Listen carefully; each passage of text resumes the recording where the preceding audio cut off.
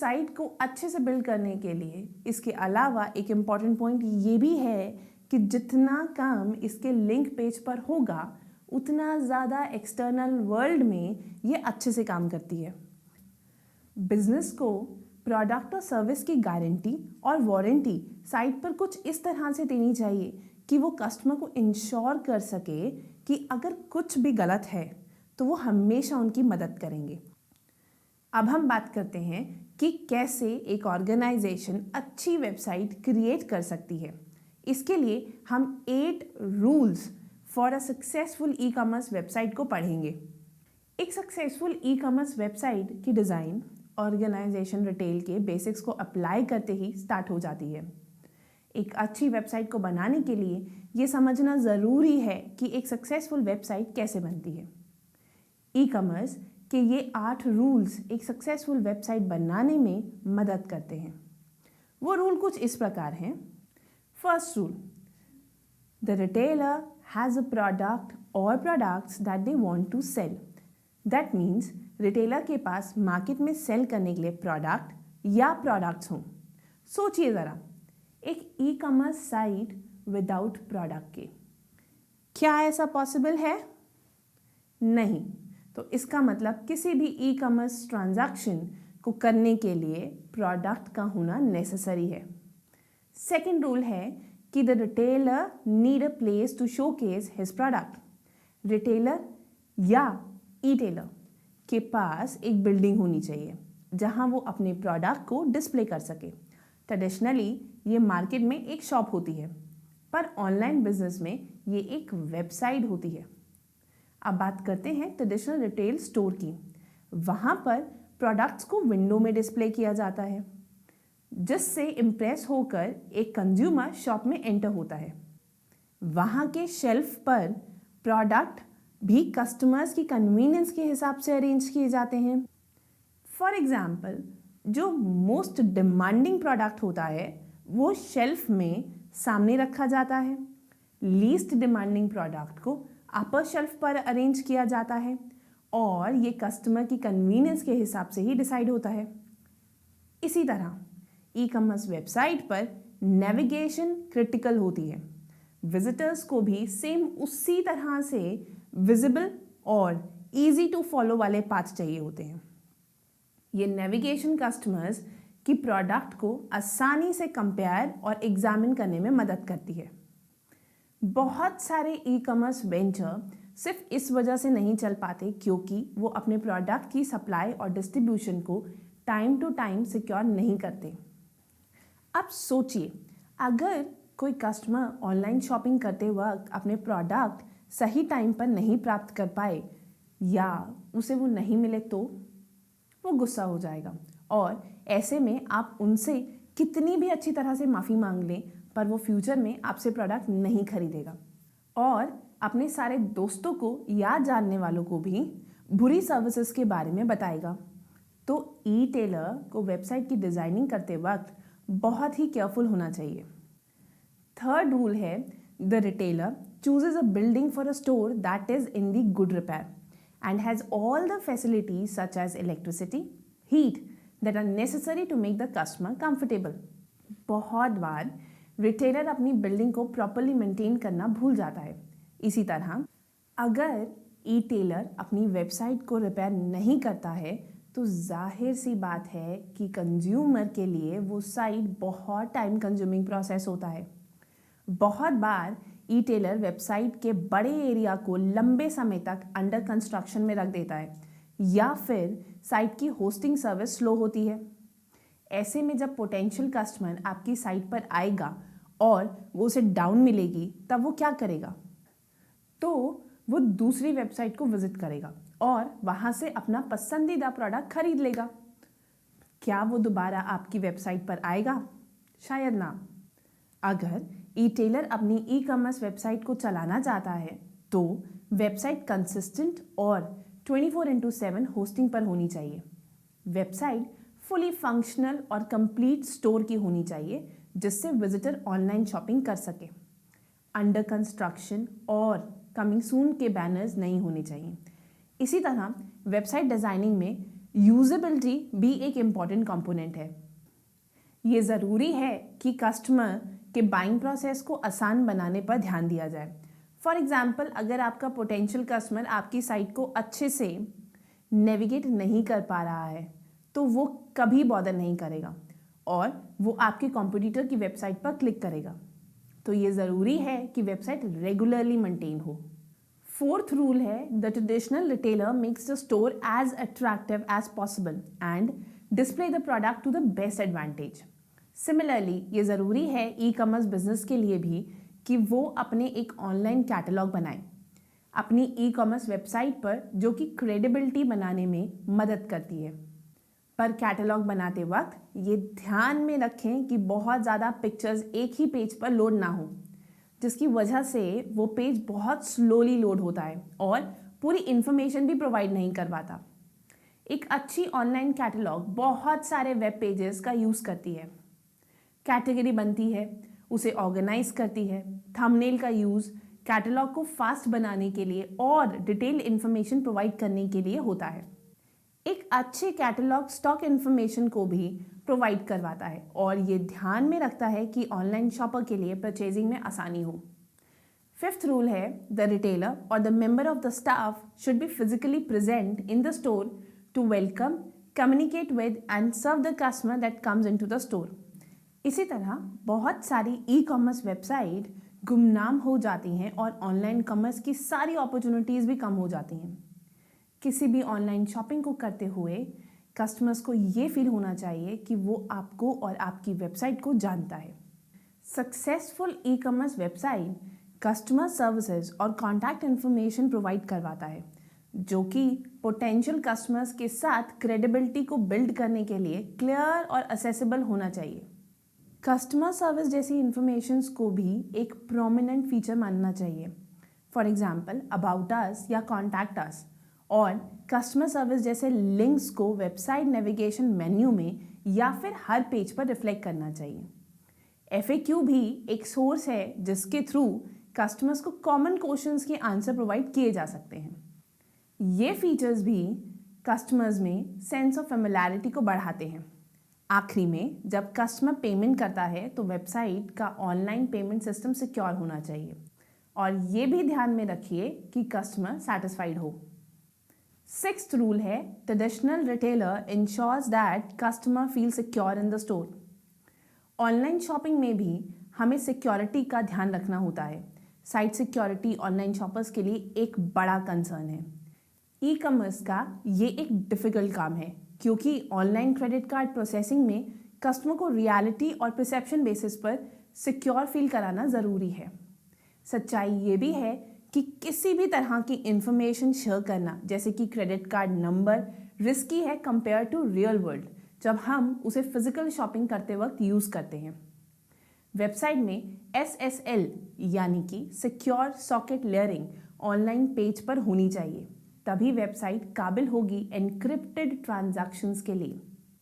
ये potential online shoppers को ये भी शो करता है कि साइट सिक्योर है और ऑनलाइन पेमेंट सिस्टम भी सेफ है, जैसे कि credit card processing. Seventh rule है, the traditional retailer makes it easy for the customer to purchase the product. Similarly online shopping भी कंज्यूमर्स के लिए ईजी है। बहुत सारे e commerce website online shopping को डिफ़िकल्ट बना देते हैं। फॉर एग्जाम्पल, आपकी वेबसाइट पर कंज्यूमर आता है और आप पेमेंट के लिए उसे एक लंबी नेविगेशन प्रोवाइड करवाते हो, तो वो आपसे परचेज क्यों करेगा जबकि उसके पास और भी इजी ट्रांजैक्शंस वाले ऑप्शंस हैं। ऑनलाइन पेमेंट को एक्सेप्ट करने के लिए ऑनलाइन पेमेंट सिस्टम यूज़ होना चाहिए, जैसे कि पेपाल, या क्रेडिट कार्ड प्रोसेसिंग के लिए मर्चेंट अकाउंट को सेट करना होता है। एथ रूल है, the traditional retailer closes the sale with thank you, please come again note. यही सेम ऑनलाइन ई कॉमर्स में भी होना चाहिए, चाहे एक सिंपल स्क्रीन ही ट्रांजैक्शन के बाद रिफ्लेक्ट हो, पर कस्टमर को थैंक्स करना या थैंक यू मेल भेजना या थैंक यू कार्ड ऑर्डर के साथ भेजना ज़रूरी है। ये ज़रूरी है कि कस्टमर को अप्रिशिएट करें। ब्लैंक स्क्रीन या वो स्क्रीन जो ऑटोमेटिकली होम पेज पर वापस आती हो या वो स्क्रीन जो ऑर्डर रिपीट करने का मैसेज देती हो, वो कोई इम्पैक्ट नहीं देती, बल्कि एप्रिशिएट करने का प्रोसेस कस्टमर को वार्म फीलिंग देता है। रूल ऑफ ई कॉमर्स को डिस्कस करने के बाद अब हम बात करेंगे essential element of E commerce website. E commerce plan करने के लिए कुछ असेंशियल एलिमेंट हैं जो ध्यान में रखने होंगे। पहला असेंशियल एलिमेंट ये है कि वेबसाइट किस तरह का एक्सपीरियंस कस्टमर को देना चाहती है। दूसरा, डिसाइड कीजिए कि आप कौन से प्रोडक्ट और सर्विस ऑफर कर रहे हैं। तीसरा और आखिरी, आपको अपनी वेबसाइट पर ट्रैफिक क्रिएट करना होगा। इसके अलावा भी कुछ एलिमेंट्स हैं जो वेब डेवलपमेंट में इंक्लूड होते हैं, जो कुछ इस प्रकार है। कंटेंट, साइट की सक्सेस की कंटेंट है। साइट पर आने वाले विजिटर्स को इंटरेस्टिंग इन्फॉर्मेशन और इंसेंटिव देना चाहिए विजिट और बाय करने के। इसके अलावा एक अलग तरीका होना चाहिए उसे कांटेक्ट करने का। एक बार जब आपकी वेबसाइट चलने लगती है तो उसे कॉन्टिन्यूसली अपडेट करना चाहिए और फ्रेश कंटेंट भी ऐड करना चाहिए। दूसरा है स्ट्रक्चर। पहले से डिसाइड करें कि कितने पेज होने चाहिए और कितने लिंक होने चाहिए। ग्राफिक और आइकन ऐसे होने चाहिए जो कंटेंट को एनहांस करें। तीसरा एलिमेंट है डिज़ाइन। कंटेंट और स्ट्रक्चर को प्लेस करने के बाद नेक्स्ट फैक्टर होता है साइट डिज़ाइन। साइट को सिंप्लिसिटी, रीडेबिलिटी और कंसिस्टेंसी पर कॉन्सेंट्रेट करना चाहिए। नेविगेशन, कस्टमर के लिए साइट को ईजी और इंजॉयबल बनाओ कि वो साइट पर ज़्यादा से ज़्यादा ब्राउज करें। फॉर एग्जाम्पल, 2 या 3 लिंक से ज़्यादा ऐड ना करें और विजिटर्स को कभी डेड एंड पर ना छोड़ें। Last, credibility. साइट हर विजिटर तक पहुंचनी चाहिए और साइट ये भी बताए कि यूज़र आपके प्रोडक्ट क्यों खरीदे। साइट बहुत प्रोफेशनल लगनी चाहिए और पोटेंशियल कस्टमर भी साइट के लिए कॉन्फिडेंट होना चाहिए। अब हम ऑनलाइन शॉपिंग कार्ट के बारे में बात करते हैं। ऑनलाइन शॉपिंग कार्ट एक सॉफ्टवेयर है जो कि ऑनलाइन स्टोर्स, कैटलॉग और ऑर्डरिंग प्रोसेसेस की तरह काम करता है। आमतौर पर शॉपिंग कार्ट एक इंटरफेस है। कंपनी वेबसाइट और इंफ्रास्ट्रक्चर को अलाउ करता है कस्टमर को मर्केंडाइजी सिलेक्ट करने में, सिलेक्ट की हुई मर्केंडाइजी को रिव्यू करने में, नेसेसरी मॉडिफिकेशंस या एडिशंस करने में और मर्केंडाइजीज परचेज करने में। एक सक्सेसफुल ऑनलाइन रिटेल स्टोर को रन करने के लिए ये ज़रूरी है कि शॉपर को प्रोडक्ट खरीदते हुए कोई डिफ़िकल्टी ना हो। ये वो मोमेंट है जहां अच्छे ऑनलाइन शॉपिंग कार्ट की ज़रूरत होती है। बहुत सारे अच्छे शॉपिंग कार्ट ऑनलाइन अवेलेबल हैं, कुछ तो न्यू वेबसाइट के साथ ही आते हैं। ज़्यादा ऑनलाइन शॉपिंग कार्ट अब ई कॉमर्स वेबसाइट के साथ ही आते हैं। शॉपिंग कार्ट के क्या क्या बेनिफिट हैं? सबसे पहला benefit, customer keep track of their items. दूसरा benefit, people trend to buy more. Third benefit, buying on site is just better. Fourth benefit, no nasty surprises at checkout, यानी कि checkout करते वक्त कोई भी प्राइस इशू नहीं होता क्योंकि कस्टमर पहले से टोटल प्राइस जानता है। Fifth, save time and money. सारा काम ऑटोमेटिक होता है, चाहे वो चेकआउट हो, पेमेंट हो या सेंडिंग कंफर्मेशन हो। Six benefit, it easy for people to buy. बहुत से कस्टमर्स हैं जो प्रोडक्ट मोबाइल कॉमर्स से सर्च करते हैं और उसे खरीदते ई कॉमर्स वेबसाइट से हैं with the help of cart. अब हम बात करेंगे मिस्टेक्स के बारे में जो कि small business e commerce website start करते वक्त करता है। फर्स्ट मिस्टेक जो अक्सर की जाती है, under estimating the work involved. बहुत से लोग ई कॉमर्स फील्ड में इस इंटेंशन से आते हैं कि ये बहुत ही ईजी और बेसिक आइडिया ये मानते हैं कि ई कॉमर्स में ऑर्डर लेना और शिपिंग करना होता है, जबकि e commerce business virtual world में लाइव बिजनेस करता है और इससे आगे बढ़ने के लिए फिजिकल एफर्ट्स के साथ साथ इसे ध्यान से सीखना और समझना भी ज़रूरी है। बिजनेस अपने काम को आउटसोर्स भी कर सकता है, ये ध्यान में रखते हुए कि कितना कंट्रोल और विजिबिलिटी की ई कॉमर्स बिजनेस को रिक्वायरमेंट है।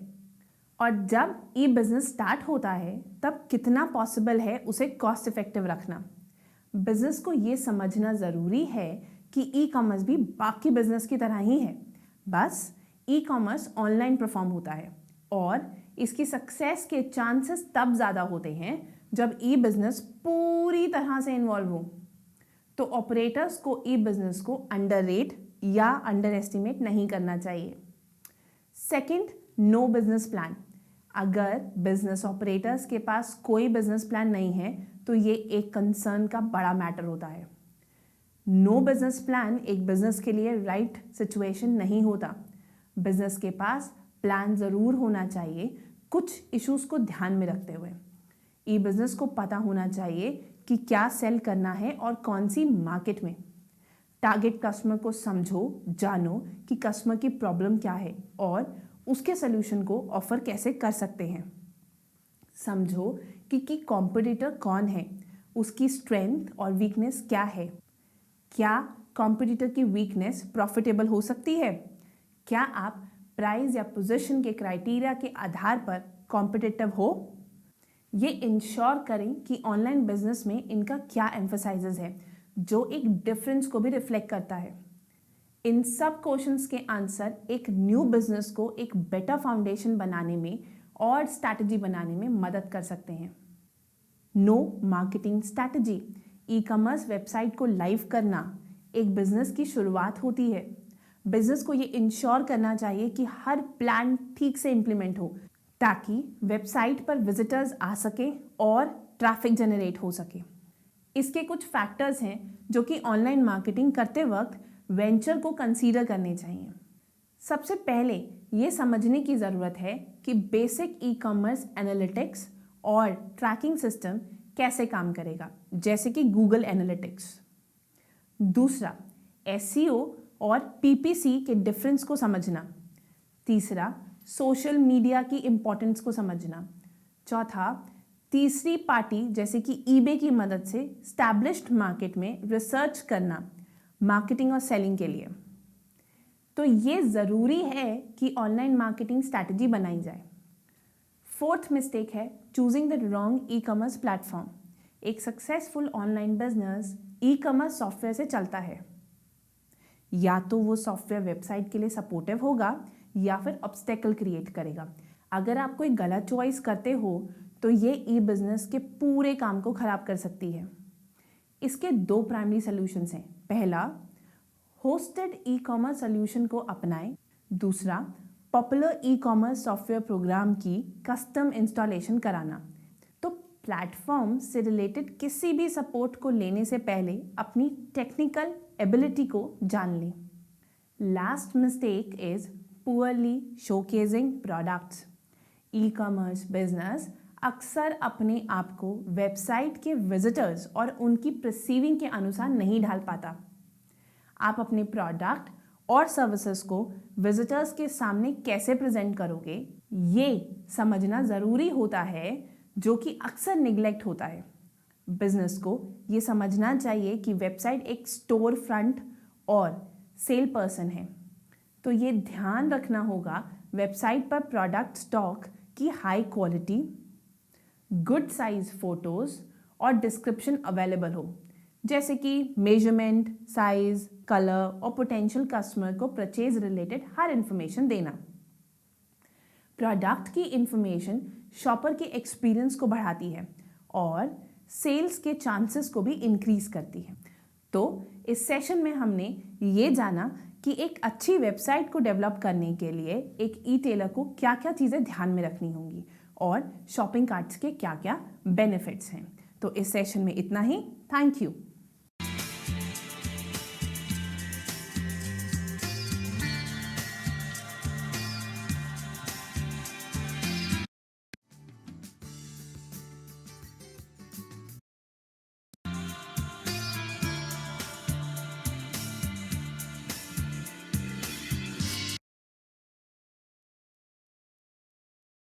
Hello everyone, welcome to this session. इस सेशन में हम डिफरेंट टॉपिक कवर करेंगे, जैसे concept and provision of PF, provident fund and ESI, payroll process